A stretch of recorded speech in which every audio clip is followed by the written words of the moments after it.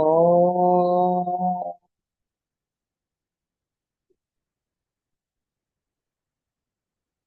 ఓం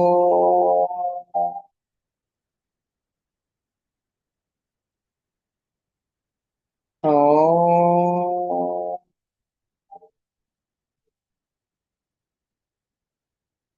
గురో బ్రహ్మ గురో విష్ణు గురుర్దేవో మహేశ్వర గురు సాక్షాత్ పరం బ్రహ్మ తస్మై శ్రీ గురవే నమః. నమస్కారం మాస్టర్. నమస్కారం మాస్టర్ ఈకే. నమస్కారం మాస్టర్ సిఎంఎన్. నమస్కారం మాస్టర్ విపిఎస్. నమస్కారం మాస్టర్ సివివి. నమస్కారం మాస్టర్ సివివి. నమస్కారం master CVV to your lotus feet. Master CVV నమస్కారం to your lotus feet. Vasudev.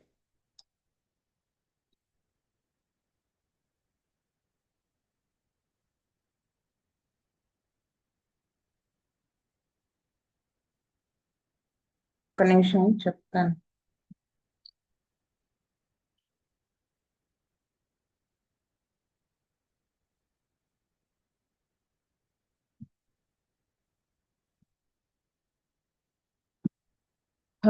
Cure of a backward child.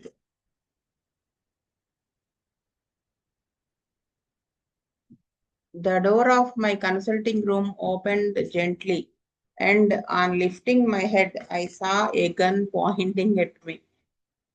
ఇక్కడ కన్సల్టింగ్ రూమ్ నెమ్మదిగా తెరుచుకోబడింది. తల ఎత్తి చూసేటప్పటికి ఒక గన్ తన వైపు పాయింట్ చేస్తూ ఉంది. I ducked my head. అంటే ఆవిడ వెంటనే సరెండర్ అయిపోయినట్టుగా తల వంచింది. And no, it was not somebody after my heart earned shekels. I saw the grinning face of a mischievous little imp of a boyfriend of mine peering above the toy gun. అంటే వీళ్ళ friend వాళ్ళ అబ్బాయి అల్లరి వాడు ఒక చిన్న బొమ్మ gun తన వైపుకి నవ్వుతూ గురిపెట్టి ఉన్నాడు. I fully entered into the game and pretended to be alarmed, while he made the pretense of firing at me. The whole time his mother was talking to me. అయితే ఈవిడ ఫుల్గా ఆవిడ ఆ గన్ ఆ ఆటలో మునిగిపోయింది. ప్రిటెండ్ టు బి అలార్మ్డ్ అంటే ఆ వాడి పిల్లవాడేమో పేలుస్తూ ఉన్నాడు దాన్ని. ఎక్స్క్యూజ్ ఫైరింగ్ చేస్తూ ఉన్నాడు. ఈవిడ తప్పించుకుంటూ అంటే ఆట ఆడుతోంది ఆ పిల్లవాడితో. ఎవరి డోర్తీ షెపర్డ్ గారు. అంతసేపు కూడా వాళ్ళ మదర్ చెప్తామని మాట్లాడుతూనే ఉన్నారు. What a difference in this boy of 4 I thought in the last 6 months. ఈ 6 months లో ఈ 4 ఏళ్ల పిల్లవాడిలో ఎంత మార్పు వచ్చింది అని అనుకున్నారు ఈవిడ. Then he would hide his face and not look at either friend or foe. A doctor was anathema to him. Not a word could be got out of him. Certainly, I should never have expected him to ask me to play with him. అయితే అంతకు ముందు పిల్లవాడు ఎలా ఉండేవాడు? ఫ్రెండ్తో కాదు, శత్రువుతో సరే అయినా సరే వాళ్ళ ఫేస్ వంక కూడా చూసేవాడు కాదు, తన మొహం చూపించేవాడు కాదు, అంత హైడ్ అవుతూ ఉండేవాడు. ఇంకా డాక్టర్ అంటే ఇంకా అసలు మనం చెప్పక్కర్లేదు, ద్వేషం, విపరీతమైన ద్వేషం. ఇంకా not a word could be got out of him. అతని నోట్లో నుంచి ఒక్క మాట కూడా అనిపించలేకపోయేవాళ్ళు. Certainly I should never have expected him to ask me. అంటే ఎప్పుడు నేను అసలు ఊహించలేదు, ఎక్స్పెక్ట్ చేయలేకపోయాను ఈ పిల్లవాడు ఏదో ఒక రోజు నన్ను ఆడుకుంటాడు నాతో అని చెప్తున్నారు. His medical history is very interesting. ఆ పిల్లవాడి యొక్క మెడికల్ హిస్టరీ చాలా ఇంట్రెస్టింగ్ గా ఉంటుంది అని చెప్తున్నారు. About 18 months ago, his mother brought him just after an attack of some childish infectious disease, which confined him in a fever hospital for 6 months. అంటే 18 నెలల క్రితం ఈ పిల్లవాడిని వాళ్ళ మదర్ తీసుకొచ్చింది ఈవిడ దగ్గరికి. అంటే చిన్న చిన్న ఏవో ఇన్ఫెక్షన్స్ డిసీజెస్ చిన్నపిల్లలకు వచ్చేటువంటి అటాక్స్ అవి వచ్చిన తర్వాత వచ్చి కన్ఫైన్డ్ హిమ్, అంటే ఈ పిల్లవాడిని 6 నెలలుగా ఈ హాస్పిటల్ వాతావరణంలో ఉంచారు. అప్పుడు ఆ తర్వాత ఈ పిల్లవాడిని ఇక్కడికి తీసుకొచ్చారు. I fancy it was diphtheria followed by scarlet fever or the other way about, no matter. ఇది డిఫ్తీరియా తర్వాత స్కార్లెట్ ఫీవర్ రావడము ఇంకేదన్నా జబ్బు అయి ఉండొచ్చు, మనకు దాంతో సంబంధం లేదు కదా, వాట్ ఎవర్ ఇట్ ఈస్ అనుకున్నారు. Anyway her own general practitioner had alarmed her by enumerating all the evil complications he might have as the result of all this heart and kidney disease and goodness knows what else.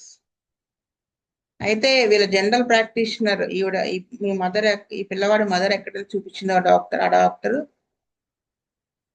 Alarm చేశాడు అనమాట. అంటే ఈ diphtheria తర్వాత scarlet fever ఇలాంటివి ఏవో వచ్చినాయి కదా infections diseases, దాని తాలూకు బ్యాడ్ ఎఫెక్ట్స్ కాంప్లికేషన్స్ ఈ పిల్లవాడికి వచ్చేస్తాయి. అంటే అది ఎటువంటివి అయి ఉంటాయి, హార్ట్ కానీ కిడ్నీ కానీ ఇన్వాల్వ్ అయిపోతుంది అన్నట్టుగా చెప్పారు.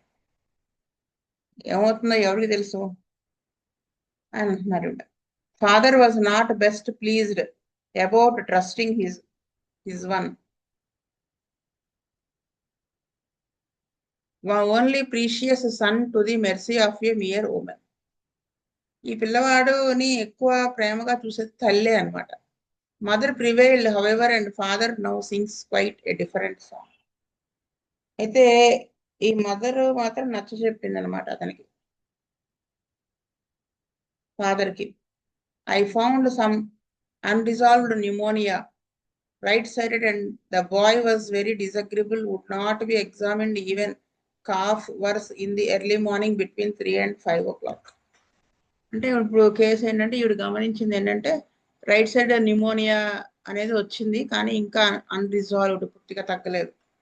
బాయ్ ఎలా ఉన్నాడంటే డిసగ్రీబుల్, అసలు ఎగ్జామినింగ్ కూడా చేయనివ్వట్లేదు. దగ్గు ఎర్లీ మార్నింగ్ 3 to 5 మధ్యలో ఎక్కువగా ఉంది. Kali carbonicum 30 was given to the child. So base చేసుకుని క్యాలికార్బ్ 30 ఇచ్చారట ఒక dose. And some unmedicated tablets to keep father quiet. ఇంకా కొన్ని ప్లాసిబోస్ కూడా ఇచ్చారు ఆ ఫాదర్ ఇంకా మారడానికి వీలేకంటే ఒక డోస్ సరిపోతుందా అని ఫాదర్ గొడవ పెట్టకుండా. Next week saw a great improvement in the physical condition of the boy.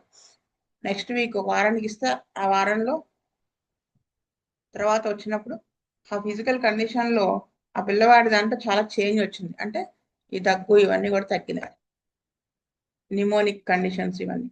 he had a repeat of the Calicarb 2 or 3 weeks later and began to improve visibly. He put on weight. His weight at that time was less than it had been a year before. అయితే మళ్ళీ ఒకసారి 2 or 3 weeks తర్వాత క్యాలికార్బ్ అనేది repeat చేయాల్సి వచ్చింది.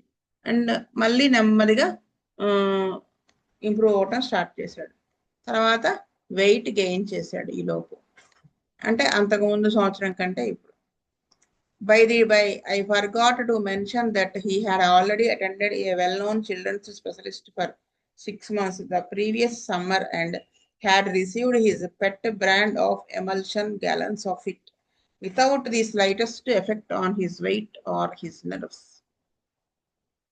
ఇవి అంటున్నారు, నేను చెప్పడం మర్చిపోయాను. ఈ పిల్లవాడు బాగా పేరున్నటువంటి ఒక చిల్డ్రన్ స్పెషలిస్ట్ దగ్గర 6 months కిందటి సమ్మర్లో మందులు వాడాడు. ఇంకా దాని తాలూకు అంటే బ్రాండెడ్ మెడిసిన్స్ అనమాట, ఇవన్నీ చాలా వాడేశాడని చెప్పారు. Without the slightest effect on his weight or his nerves. He was 26 pounds in October 1933.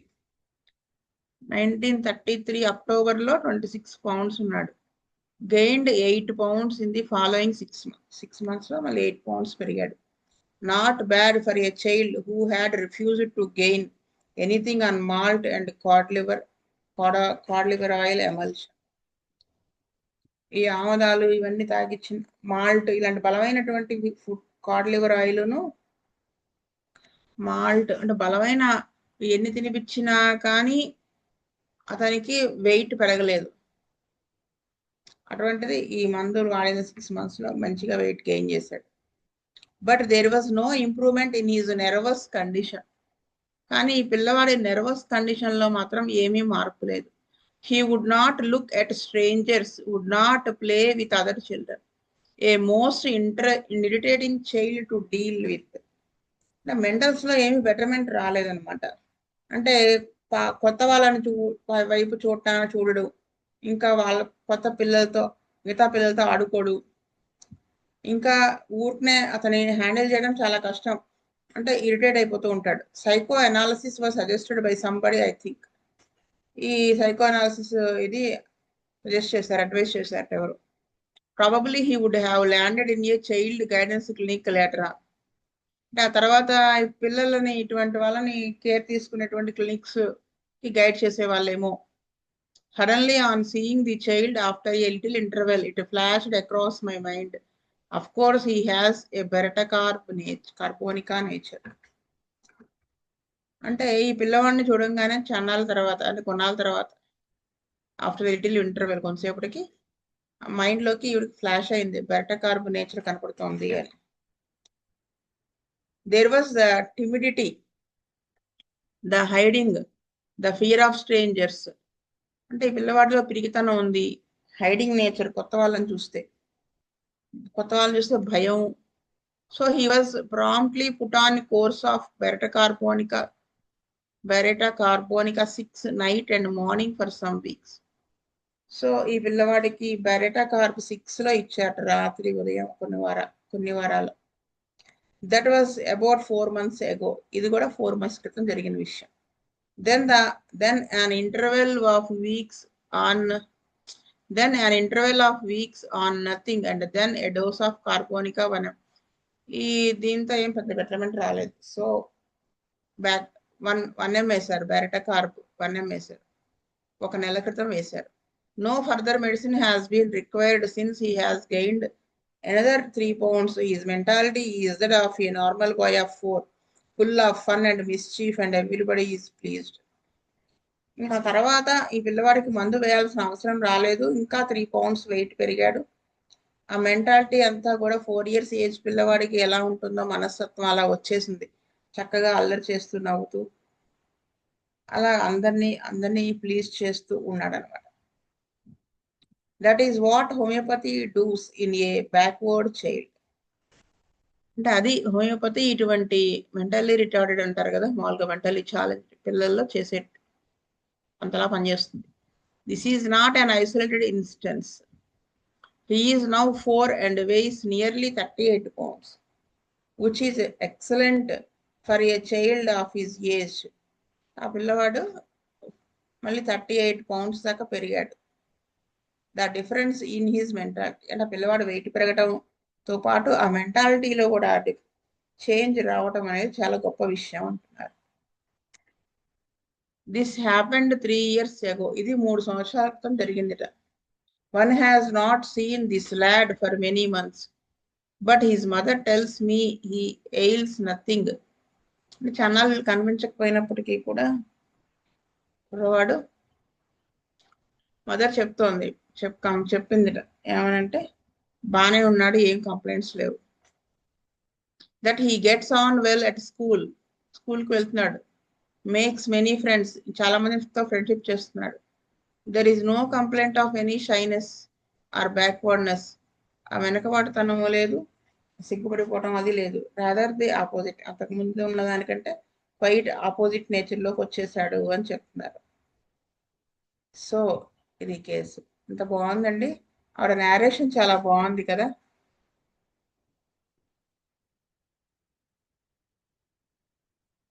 ఇట్లా అంటే అంతలా చేంజ్ తీసుకొస్తారంటే బెరటా కార్బో ఎన్ని మిరకల్స్ చేస్తుందో మీ అందరికీ కూడా తెలిసే ఉంటుంది. ఇంకొక విషయం ఏంటంటే నేను ఇక్కడ చెప్తోంది, నేను అబ్జర్వ్ చేసింది, ఎక్స్పీరియన్స్ చేసింది, బెరట కార్పు వాళ్ళు అనగానే మనకు ఒక ఏమంటారు ఇడియాటిక్ లుక్, ఆ నవ్వులో తెలిసిపోతుంది, వేకెంట్ లుక్స్ ఉంటాయి, అంటే శూన్యంలో చూస్తున్నట్టుగా. ఇలా మనం చెప్పింది గ్రాస్పింగ్ ఉండదు, కాంప్రహెన్షన్ ఉండదు, ఇలా తెలుసుకుంటాం కదా. అది ఏ లెవెల్లో 1M లేదా 10M లెవెల్లో బాగా తెలిసిపోతుంది. 1Mలో కూడా కొంతవరకు బెటర్గా అనిపిస్తుంది.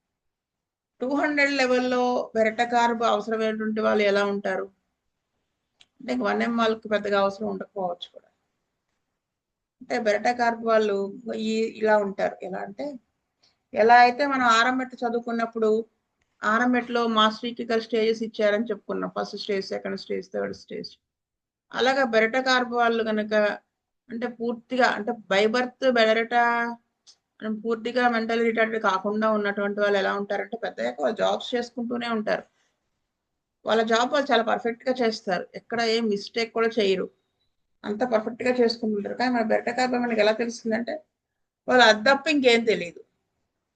వాళ్ళకి ఏదైతే ఒక వర్క్, ఫర్ ఎగ్జాంపుల్ వాళ్ళు ఒక ఆఫీస్లో ప్యూన్ అనుకోండి, తనకి ఏదైతే వర్క్ నేర్పించారో అంతవరకు బాగా చేసేస్తారు. అది దాటి ఇంకొక వర్క్ ఏదైనా ఇస్తే తను చేయలేరు. అంటే ఫర్ ఎగ్జాంపుల్ నేను ఒక కేసు చూశాను, ఒక ఆయన ఉన్నారు, ఆయన ఫ్యామిలీకి పెద్ద కొడుకు. అయితే వాళ్ళ ఫాదర్ చిన్నతనంలో జాబ్ చేస్తూ చనిపోవడం వల్ల మెడికల్ ఫీల్డ్లో అతనికి అటెండర్ కింద జాబ్ ఇచ్చారు, వాళ్ళ నాన్నగారి జాబ్. అదే మందుకు వచ్చారు, ఏంటంటే స్నోరింగ్, గురక బాగా పెడుతున్నారు, అది తగ్గడం కోసమే మందు కోసం వచ్చారు. మరి కేసు అంతా రాశారు, మామూలుగానే అన్ని చెప్తా వచ్చారు. కానీ ఆయన చూస్తే కూడా మీకు బెరట కార్బన్ ఎక్కడ అనిపించదు తెలుసా. అప్పుడు వాళ్ళ వైఫ్తోనూ ఆయనతోనూ మాట్లాడుతూ ఉండగా చెప్పారనమాట, ఆయన జాబ్ చేస్తున్నారు, ఎక్కడ ఏం పిచ్చలవాట్లు లేవు, జాబులో చాలా మంచి పేరు తెచ్చుకున్నారు ప్యూన్ అయినప్పటికీ కూడాను. ఇంకొకటి ఏంటంటే ఎవరన్నా డబ్బులు అప్పు తీసుకుంటూ హామీ ఉండమని కొంచెం బేలగా మాట్లాడితే, బేలగా అంటే దీనంగా మాట్లాడితే ఈయన నమ్మేస్తారు వాళ్ళని, నమ్మేసి షూరిటీ సంతకం పెట్టేసేవాళ్ళు, వాళ్ళు ఎగ్గొట్టేసేవాళ్ళు, ఆ డబ్బులు ఈయన మీద పడిపోయాయి. అలా కొన్ని వేలు, ఒకసారి 5,000, 10,000, 20,000, 30,000, ఒకసారి 60,000 దాకా వెళ్ళిపోయింది. అదేంటంటే తెలియదు. మళ్ళీ ఇంటికి వచ్చి వాళ్ళ అమ్మగారికి చెప్తే వాళ్ళ అమ్మగారికి కేకలేస్తారు కదా అని చెప్పేవాళ్ళు కాదు, కంగారు పడుతుండేవాళ్ళు. ఆయన ఆఫ్ కోర్స్ మ్యారీడ్ ఆయన. అయితే ఎలా తెలిసింది అంటే ఆయనకి బండి డ్రైవింగ్ చేయరు, రాదు చేయటం, నేర్పించినా రాలేదు, ఆ జాబ్ తప్ప ఇంకేం చేయలేరు ఆయన. అది కూరగాయలు తీసుకురావడం, మంచి కూరగాయలు అవి ఏరకం తెలియదు, సరుకులు తీసుకురావడం తెలియదు, బ్యాంక్ పనులు అంటే కొత్త కొత్తగా ఏమన్నా లోన్ తీసుకోవాలి ఇలాంటివి ఏమన్నా అంటే అవన్నీ ఏం తెలియదు. ఆయనకి తెలియదు అనే విషయం కూడా ఆయనకి తెలుసు. కాబట్టి శాలరీ అంతా తీసుకొచ్చేసి వైఫ్కి ఇచ్చేస్తారు, తనకేదో పాకెట్ మనీ కావాల్సింది కొంత తీసుకుంటారు, అది కూడా ఏదైనా ఫీల్డ్ వర్క్ అది వెళ్తే టీ తాగడానికి వాటికి అన్నట్టు. చక్కగా ఇంటి నుంచి ఆవిడ క్యారేజ్ పెట్టిస్తే తీసుకెళ్తారు, తింటారు, జాబ్ చేసుకుంటారు, వచ్చేస్తారు, ఎక్కడ ఏం ఆగేది ఉండదు. ఎవరు ఎంత నేర్పించుదామని ట్రై చేసినా ఆయనకి రాలేదు.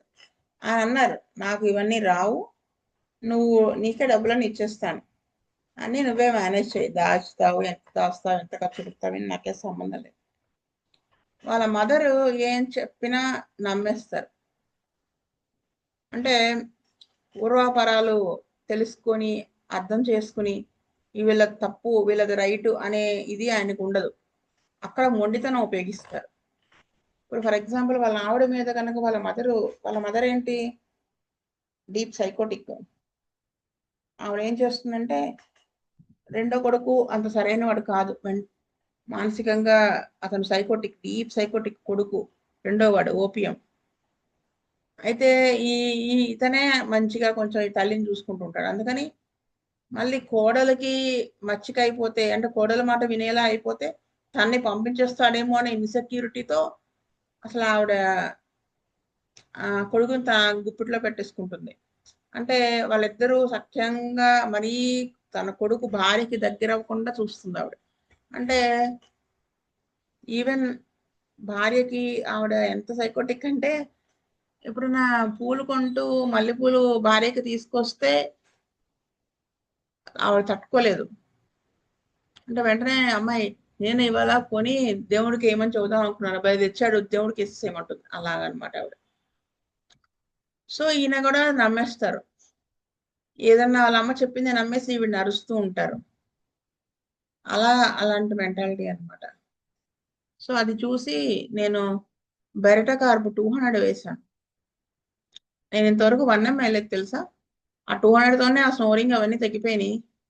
తర్వాత ఏదో ల్యూకోడెర్మా ప్యాచెస్ టైప్లో ఏవో లైట్గా వస్తే అది కూడా బెరట కార్బ్ ప్రానిక్ సిఫిలం వేస్తే అవి కూడా కంప్లీట్ తగ్గిపోయినాయి.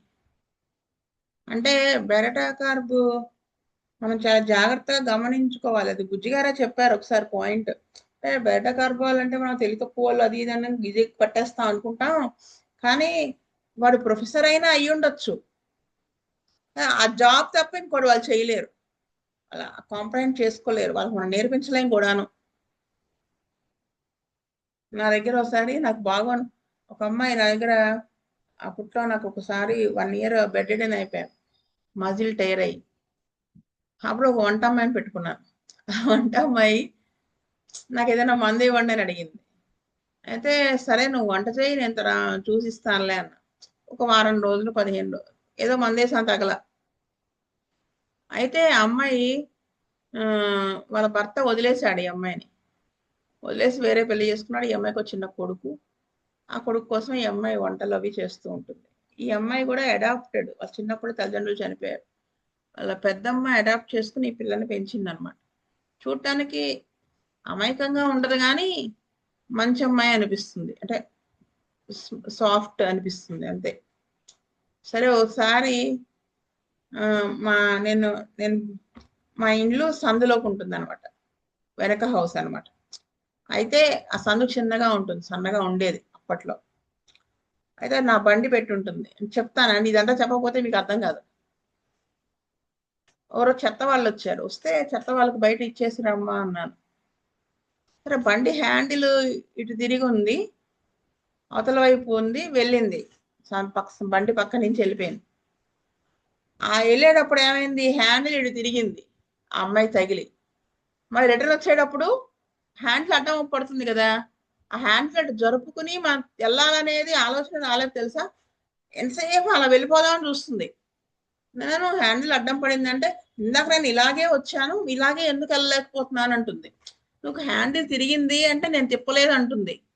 లాస్ట్కి అంత నొప్పిలో కూడా నేను లేచి వచ్చి తిప్పాను, నవ్వు వచ్చింది. తర్వాత నెక్స్ట్ డే ఎప్పుడో 2 రోజుల తర్వాత నాకు కొంచెం డైజెషన్ డిస్టర్బ్డ్గా ఉంది, పచ్చిమిరపకాయ అవి వెయ్యకు అని చెప్పాను, వంటలో వెయ్యకు అన్న. సరే అన్నది. ఎండుమిరపకాయ వేసింది. నేను ఒక్క డైజెషన్ బాగాలేదన్నాను కదా, ఎండుమిరపకాయ వేసావంట. మిరపకాయ వేయొద్దన్నాను కదమ్మా, ఎందుకు వేసావు ఎండుమిరపకాయ అన్న. మీరు పచ్చిమిరపకాయ కదండి వద్దన్నారు అన్నది. ఇది అది కారమే కదా, కారం తినలేకపోతున్నానని కదా వద్దన్నాను అని. అంటే నేను చెప్పిన సమాధానం ఏంటి కదా, టేస్ట్గా ఉంటుంది కదా అని వేశాను అంది. అంటే తనకి చెప్పాల్సి వచ్చినప్పుడు మనం ఎండు కారము, పచ్చి కారము, కారం ఏమి వేయొద్దని చెప్పాలి. అంటే ఎండు మిరపకాయ, పచ్చిమిరపకాయ అంత వివరం చెప్తే కానీ మైండ్లోకి వెళ్ళదు. అది గమనించి నేను బెరటకార్పు 1M వేశాను. 200 వేసే 1Mకి వెళ్ళాను. ఇంకంతే. అమ్మాయికి నెక్స్ట్ నార్మల్ అయిందని వాళ్ళ వాళ్ళ పెద్దమ్మకి అనిపించి సెకండ్ మ్యారేజ్ చేసేసారు. బాగానే ఉందని చెప్పారు తర్వాత. అంటే ఇలా ఉంటారండి, మనం కొంచెం నిశితంగా గమనించాల్సి వస్తుంది. అలా వాళ్ళకి ఇప్పుడు అమ్మాయి బండి దాటుకుని వెళ్ళలేకపోయింది కదా, టెన్షన్ పడిపోతుంది, భయపడిపోతుంది. ఎందుకు వెళ్ళలేకపోతున్నాను, అంతే తప్ప ఇలా తిప్పాలి కదా అని ఒక ఆలోచన కూడా రాదనమాట. అది వెర్టికల్ మైండ్. సో నెక్స్ట్ క్లాస్లో చెప్తాను, నెక్స్ట్ చాప్టర్ నెక్స్ట్ క్లాస్లో చదువుకుందాం. స్వస్తి ప్రజాభ్యః పరిపాలయంతాం న్యాయేన మార్గేణ మహిం మహీష. గోబ్రాహ్మణేభ్యః సోమస్తు నిత్యం. లోకాః సమస్తాః సుఖినో భవంతు. లోకాః సమస్తాః సుఖినో భవంతు. ఓం శాంతి శాంతి శాంతి. వాసుదేవ వాసుదేవ.